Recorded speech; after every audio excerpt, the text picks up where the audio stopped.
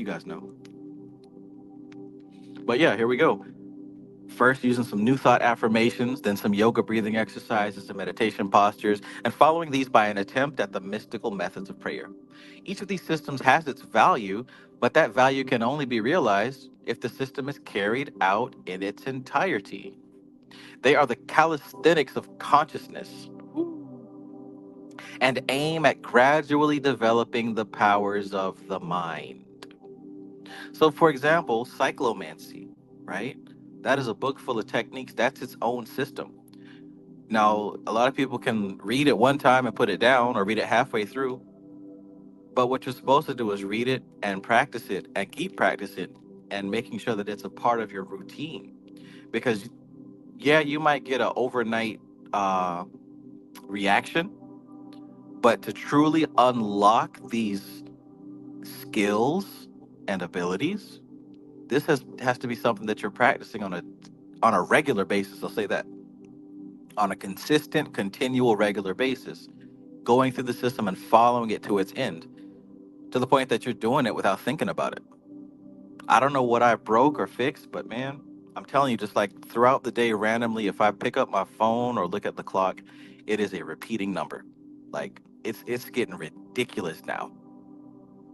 Now that in itself doesn't mean anything, but what it is telling me is that my subconscious mind is so acutely aware, and it's basically just flexing at this point.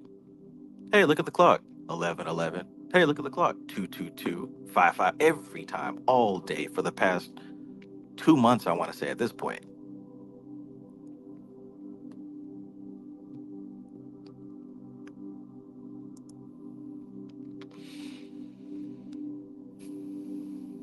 So they are this calisthenics of conscious, like all of these different systems, right? Whether it's yoga, affirmation, meditation, prayer, all those things are good. But what she's saying is you got to follow through and stick with it. Not doing a little bit here, then jumping over there and doing a little bit, then jumping over here and doing like you've got to follow through consistently. It has to be a lifestyle, right? Sure, there's posts on the internet that have these little tips and tricks, but this stuff has to be integrated. They are the calisthenics of consciousness and aim at gradually developing the powers of the mind. The value does not lie in the prescribed exercises as ends in themselves, but in the powers that will be developed if they are persevered with. The powers that will be developed if they are persevered with. If we intend to take our occult studies seriously and make of them anything more than desultory light reading, we must choose our system and carry it out faithfully until we arrive. If not at its ultimate goal, at any rate, at definite practical results and a permanent enhancement of consciousness. If you're here right now and you're serious about this stuff right here, you need to be studying Kabbalah until when? Until you arrive at the ultimate goal, which is getting up out of here.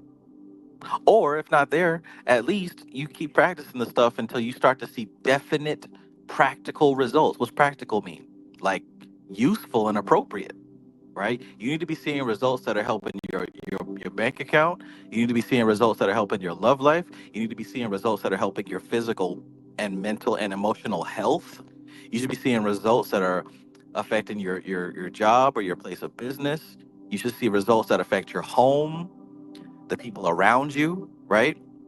Keep working this stuff until you see definite practical results. And on top of that, and permanent enhancement of consciousness. This should affect your mind so much that you cannot see the world the same.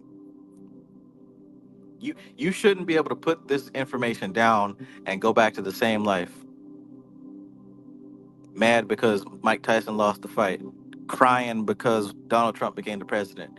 You should not be that same basic human being after studying this stuff, right? Is that clear?